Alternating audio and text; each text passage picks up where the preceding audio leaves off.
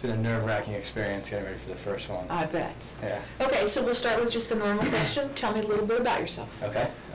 My name is Matthew Fellner. I'm from Fairfield, Connecticut. I went to Fairfield College Prep. It's a college prep school in Fairfield. Once I graduated from there, I went on to go to school at East Carolina. There I studied finance. That's down in Greenville, North Carolina. Mm-hmm. There I studied finance. I did quite well there. I had a 3.9 GPA, but I didn't feel challenged enough, and I didn't really feel as though North Carolina was the right fit for me, just because it was a completely different culture, and so I wasn't too crazy about it, which is why I decided to transfer up here to Miami my junior year.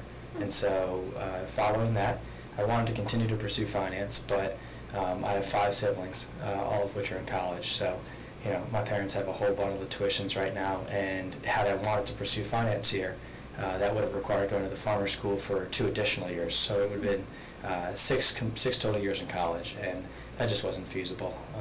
So I decided to do history, which I'm quite interested in as well, and so that's what my degree's in. I'm very active in my fraternity. I've held a number of positions. I'm on the executive board right now, serving as house manager, and I've been a liaison to the Board of Governors there. I've worked with the executive board closely, just with all finances, party planning, community service, just really a whole slew of things. Fraternity is essentially a business, so it's been a great experience working on that executive board, and learning how to cooperate as a group, and also just the ins and outs of everyday business life. Let's see what else. I played baseball in high school. I was very into skiing in high school. Come from Connecticut, but as far as campus activities go here, the fraternity's been the extent of that. Okay. Have I answered all your questions? Yes, that's great. Okay. So tell me, why are you interested in this position? I'm interested in this position because I do have a solid background in sales. My stepdad owns it's a used car. He does used car sales, and it's a transmission repair center. He has an inventory of over 75 cars. I've worked there in the past, and I've been quite successful there. Doing field calls and going on the road test with potential buyers, and just giving the rundown and the whole pitch. And last summer when I worked there, I actually sold 13 cars it was. So I was very successful, and I found that experience quite rewarding.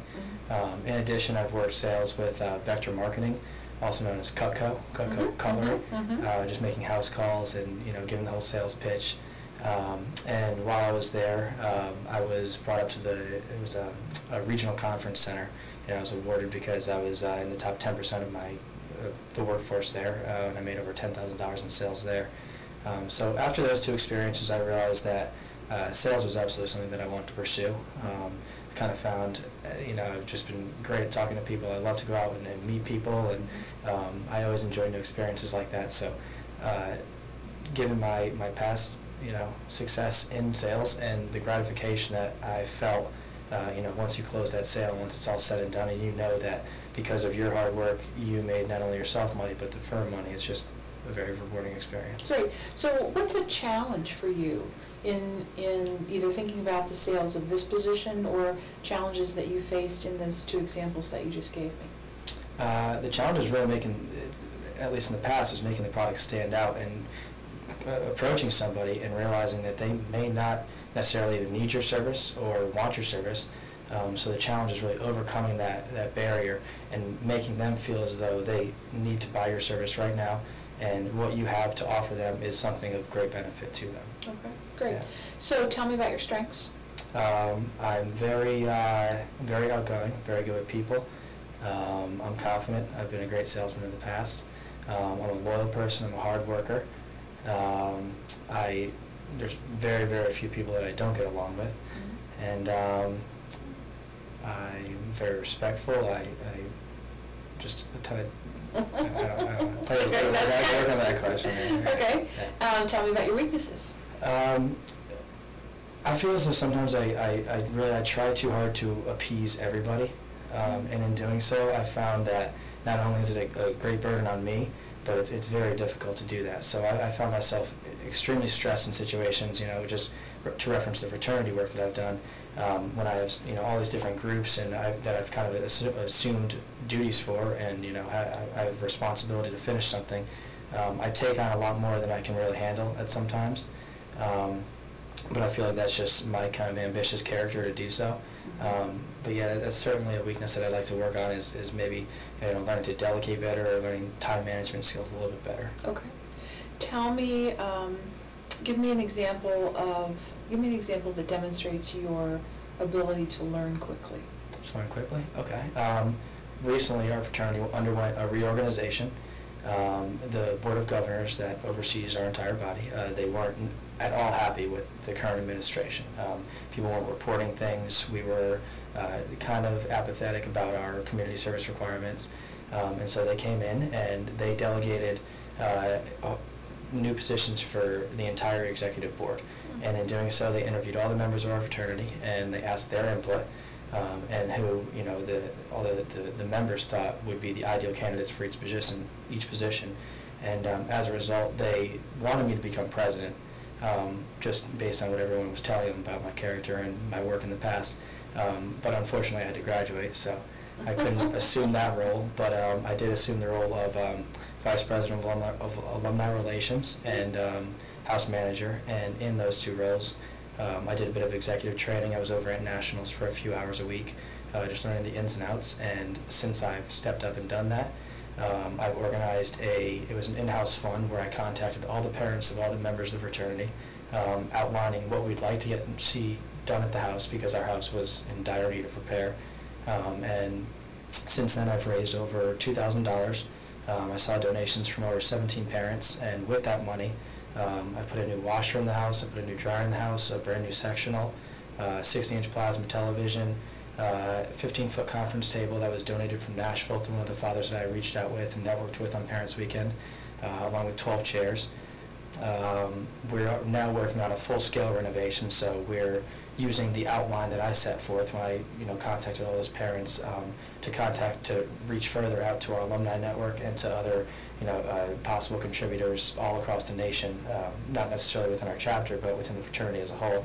And we'd like to see donations of upwards of $500,000. So wow. Those are some of the accomplishments that I've seen as house manager. Okay, that's great. But I've certainly adapted to the position well. Yeah, okay, Yeah. great. Give me an example of a project that you've worked on when it didn't go well, and what'd you do about it?